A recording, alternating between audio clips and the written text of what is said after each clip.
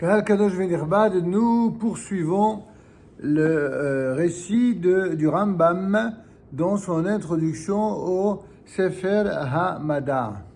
Nous étions arrivés à Rabbeinu HaKadosh, le Rav par excellence qu'on appelait Rabbi ou Rabbeinu HaKadosh, c'est-à-dire notre maître le Saint, qui a composé, qui a mis par écrit la Mishnah. Comme on l'avait expliqué précédemment, la Mishnah avait été jusque-là toujours transmise de bouche à oreille, oralement, de maître à élève et de père à fils, et par les grands de la génération. Ainsi, nous dit le Rambam, Rabbeinu HaKadosh compila la Mishnah depuis Moïse notre maître jusqu'à Rabbeinu HaKadosh. Jamais un ouvrage n'avait été compilé pour l'enseignement public de la Torah orale.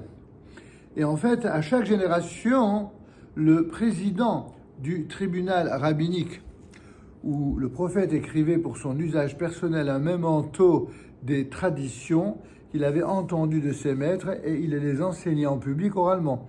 Et de même, chacun notait pour soi, selon son aptitude, l'interprétation de la Torah et ses lois, telles qu'il les avait entendues, ainsi que ceux qui avaient été nouvellement introduits dans chaque génération, parmi les règles n'ayant pas été apprises par tradition orale, mais par l'application de l'une des 13 règles dites d'interprétation, les 13 règles herméneutiques, qu'on appelle en hébreu Shlosh Aesre Midot HaTorah Nidreshet Bahem, et ce avec l'approbation du grand tribunal, du fameux grand tribunal qu'on appelle aussi le Sanhedrin. Il en fut toujours ainsi jusqu'à Rabbeinu HaKadosh, ce fameux Rabbi Yehuda Hanassi. Il rassembla toutes les traditions, les lois promulguées, les interprétations et explications reçues de Moshe, notre maître, et transmises ainsi de génération en génération, ou alors déduites par les tribunaux dans chaque génération sur toute la Torah en application des 13 règles d'interprétation. À partir de tout cela, il compila le livre de la Mishnah.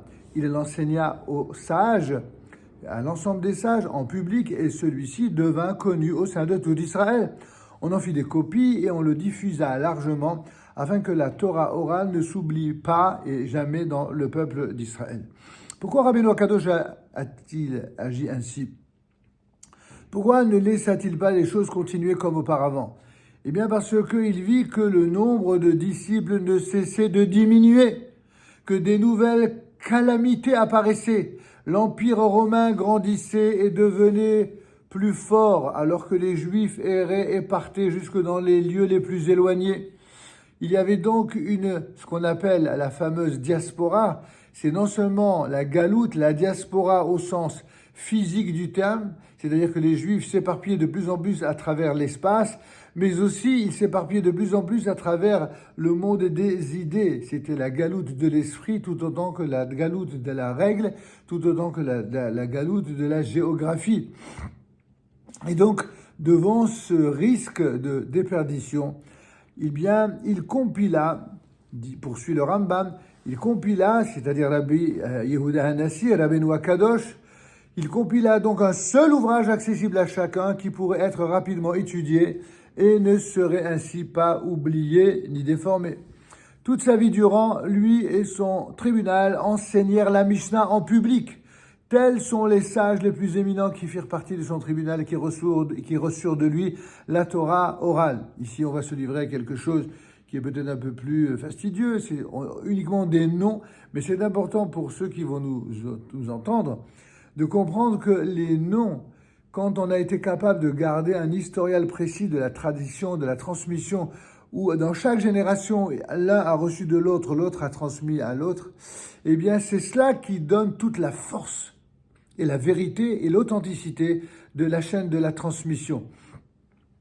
Je dis souvent aux jeunes enfants de notre Talmud Torah, je leur fais ce petit jeu qui est connu dans les classes des écoles primaires, où on dit à un enfant quelque chose dans l'oreille et on demande à l'enfant qui a reçu le message de le transmettre à son voisin et ainsi de suite jusqu'au bout de la chaîne. Et évidemment, entre le premier et le dernier, on a tout autre chose qui ne correspond en rien à ce qui a été dit au début. Je leur pose la question, alors comment se fait-il que nous, on a la foi dans ce que nous avons reçu depuis le Mont Sinaï, de maître à élève, n'est-ce pas, et de père à fils, depuis le début de la chaîne jusqu'à aujourd'hui, alors que là, en l'espace d'une heure seulement, il y a une déformation totale du contenu. Et la réponse réside justement dans la définition même de ce qu'est la transmission et dans la qualité et le sérieux de ceux qui transmettent. On ne peut se fier à la valeur et à la qualité de la transmission que au regard de ceux qui transmettent. Si ceux qui transmettent sont non seulement des êtres qui sont doués de connaissances encyclopédiques, mais surtout avec une compétence, une valeur en termes de vertu qui est la plus exemplaire qui soit, alors on a confiance, alors on peut se fier. Mais si ceux qui transmettent sont des gens qui ne cessent de réformer et de vouloir réformer à leur guise à eux le contenu sacré qui provient d'Akadosh Baruch Hu et des maîtres d'Israël antérieurs, alors cela on ne peut pas compter sur eux. À l'inverse, ici, nous le savons que la Torah, c'est bel et bien la Torah grâce à tous les sages les plus éminents qui, comme le dit le Rambam ici, firent partie du tribunal de Rabbi Yehuda Nassi qui reçurent de lui la Torah orale. Il s'agit de Shimon et de Gamliel, ses fils, de Rabbi Hafez, de Rabbi Hanina ben Chama, de Rabbi Chia, de Rav, de Rabbi Anaï, de Rabbi Anaï, de Bar Kapara, Shmuel, Rabbi Yochanan, Rabbi Oshaya. Tels sont les sages les plus éminents qui reçurent de lui la Torah orale et avec eux des milliers et dizaines de milliers d'autres sages. Et bien que ces 11 Chachamim reçurent la Torah orale de Rabbeinu Akadosh et assistèrent aux leçons qu'il délivra, certains d'entre eux reçurent aussi des disciples de Rabbeinu Hakadosh. Rabbi Yochanan était petit à l'époque de Rabbeinu Hakadosh, même s'il deviendra l'un des plus grands maîtres d'Israël. Il devint par la suite disciple de Rabbi Anaï et reçut de lui la Torah orale. Rav reçut aussi de Rabbi Anaï et Shmuel reçut aussi de Rabbi Hanina ben Chama. Enfin, Rav rédigea le Sifra et le Sifré pour expliquer et faire connaître les sources de la Mishnah. Rabbi Chia rédigea la Tosefta pour exposer les sujets abordés de manière concise dans la Mishnah, et de même Rabbi Oshaya et Bar Kapara rédigèrent des Baraitot pour expliquer la Mishnah. Ce sont ce qu'on appelle des Mishnayot extérieurs. Enfin, Rabbi Yochanan composa le Talmud de Jérusalem en terre d'Israël environ 300 ans après la destruction du temple. Voilà, nous poursuivrons Be'ezrat Hashem la suite et la fin de cette introduction du Sefer Hamada, Be'ezrat Hashem, au prochain shiur.